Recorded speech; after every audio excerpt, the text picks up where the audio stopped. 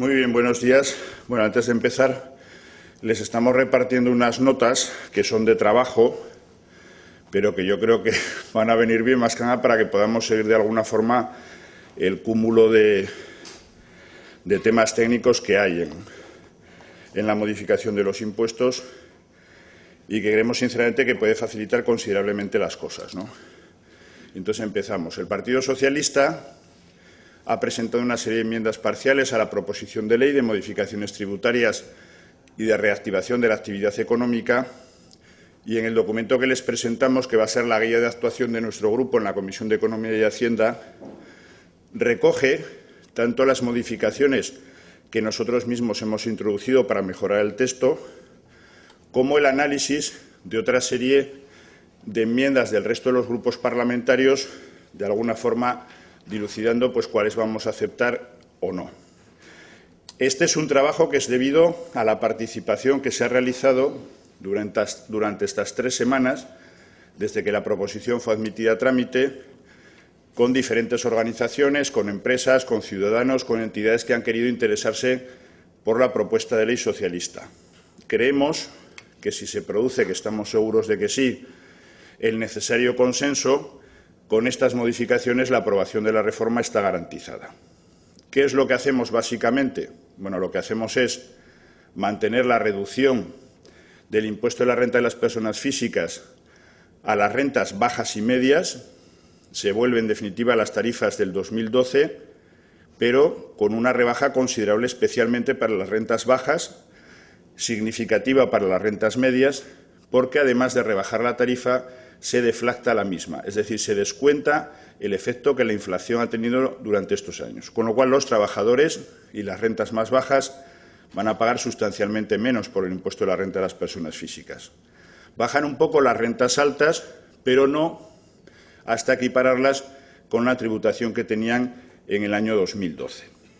Adecuamos, en definitiva, el impuesto de la renta y el resto de los impuestos a nuestro entorno, tanto a la Hacienda del Estado como a las haciendas forales vascas. Creemos que con las medidas que se introducen se va a poder incentivar más la dinamización económica. Todo el tema del impuesto de sociedades se había quedado muy obsoleto y lo cierto es que no estaba ayudando a las empresas a que creasen empleo, a que creasen actividad y a que creasen empleo. De esta manera entendemos que sí que se puede conseguir esto. Por lo tanto, adecuación al entorno para ser competitivos desde el punto de vista fiscal con el entorno del que ni queremos ni podemos escapar, que es el del resto de España y el de Europa. Y en el tema del impuesto de patrimonio también hacemos una adecuación, creemos que significativa,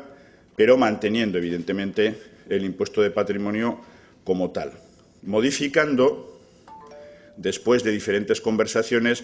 lo que se denomina como escudo fiscal, porque ambos impuestos van relacionados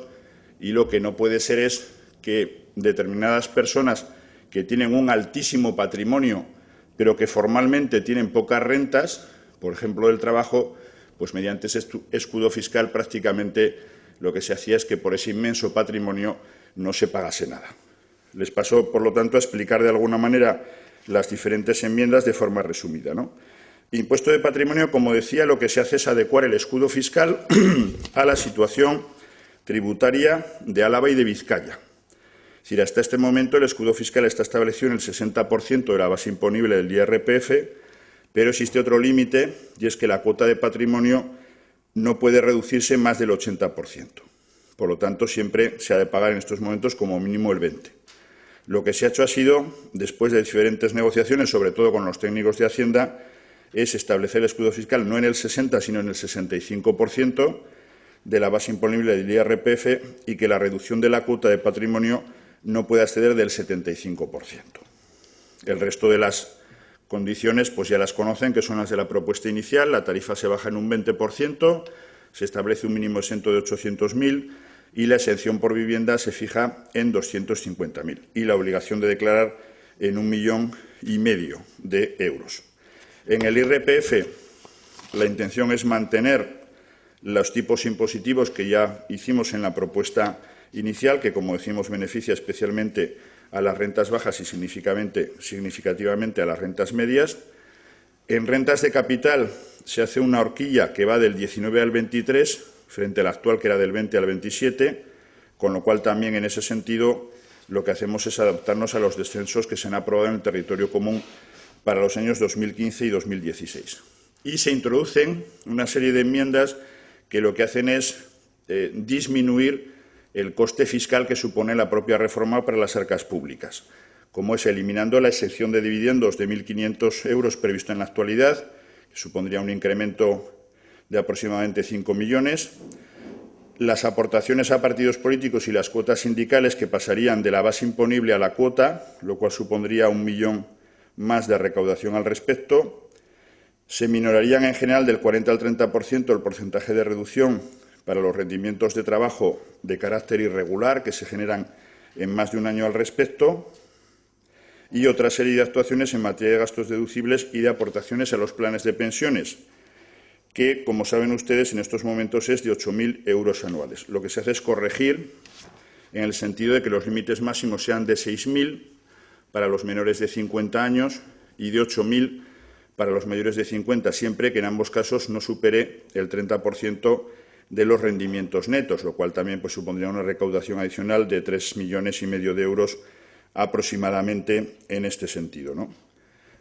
En compensación se elevan los mínimos personales y familiares un 5% con carácter general y los aplicables a personas discapacitadas en un 10%.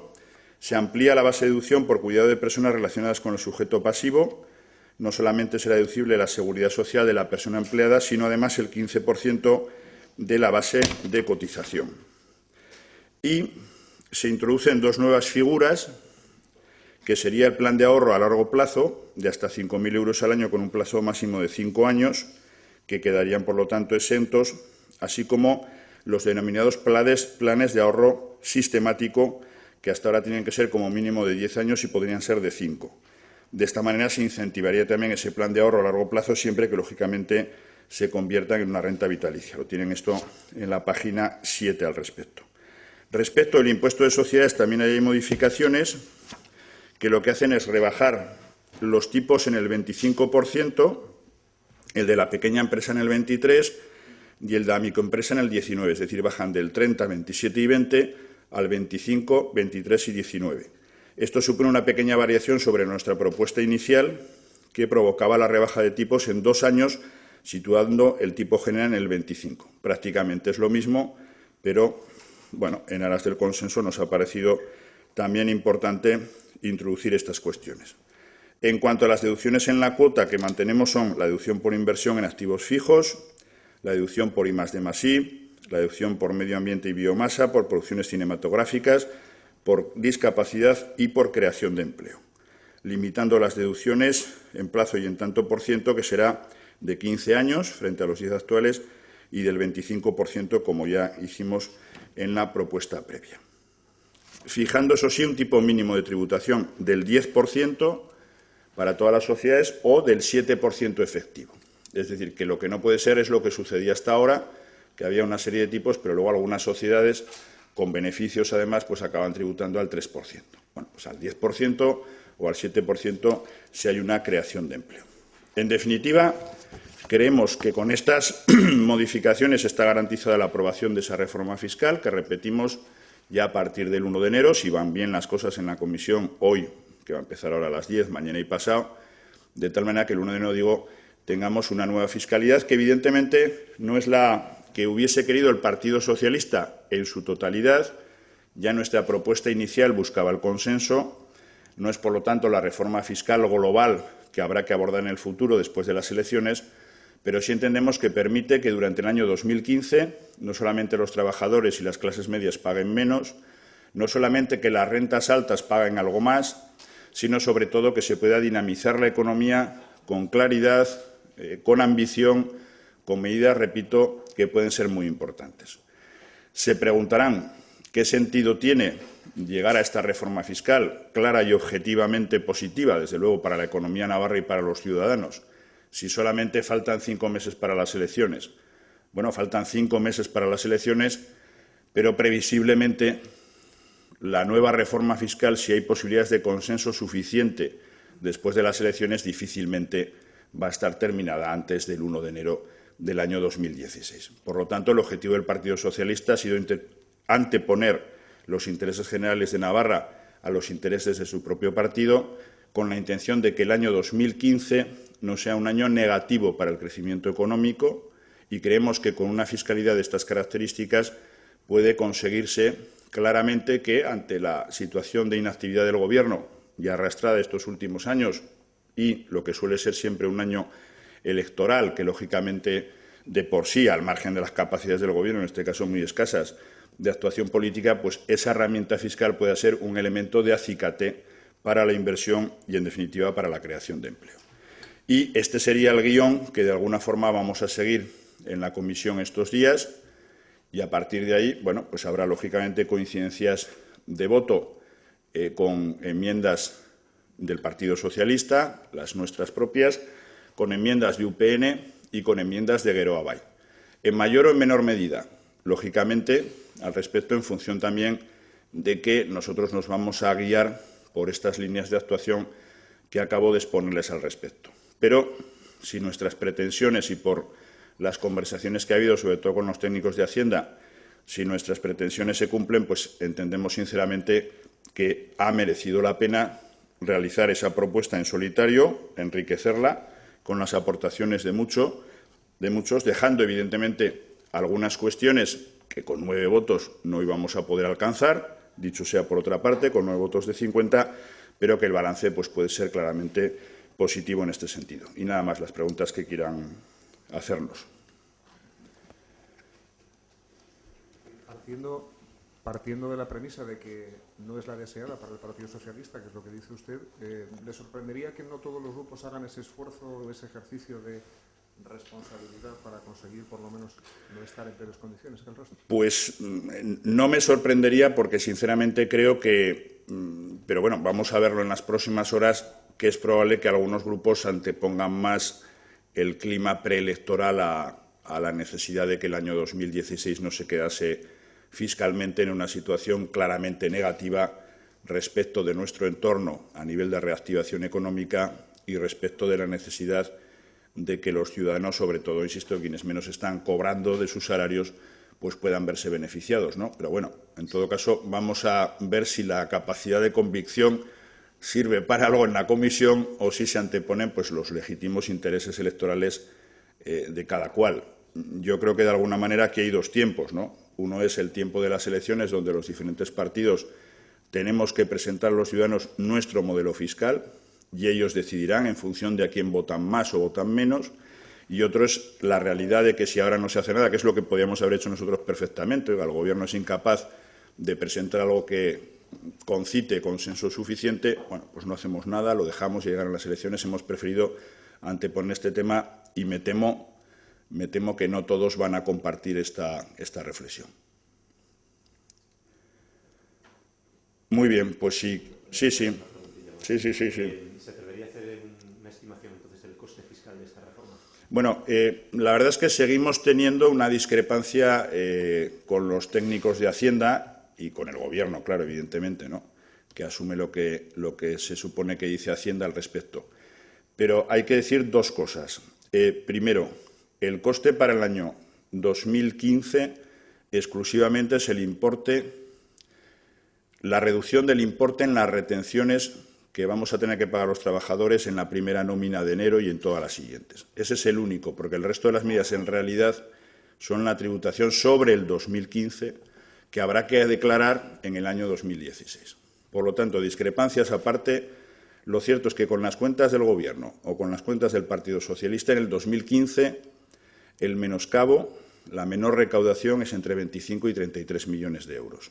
porque solamente se van a aplicar las retenciones. A partir de ahí, para los años siguientes, como quiera, que lo que se hace es introducir algunas figuras, por ejemplo, la tributación de los planes de pensiones, lo que hemos comentado de pasar algunas deducciones de la base a la cuota, etcétera, y otras figuras. En ese caso, lo que es evidente es que el cálculo del Gobierno, que nosotros seguimos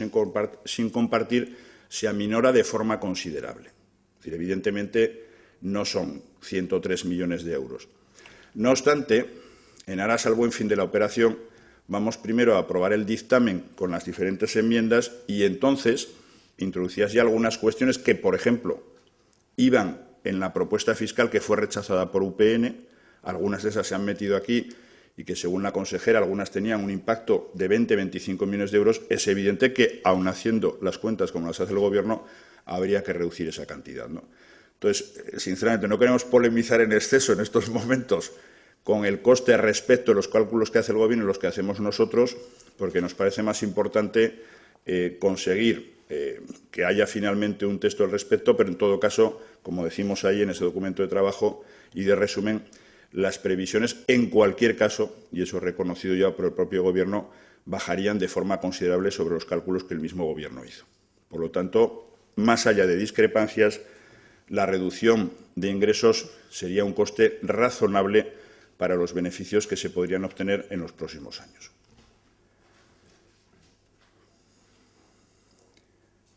Muy bien, pues lo dejamos así y, en todo caso, como estos días supongo que seguiremos el tema todos, pues cualquier aclaración la podemos complementar, ¿eh? Muy bien, muchas gracias.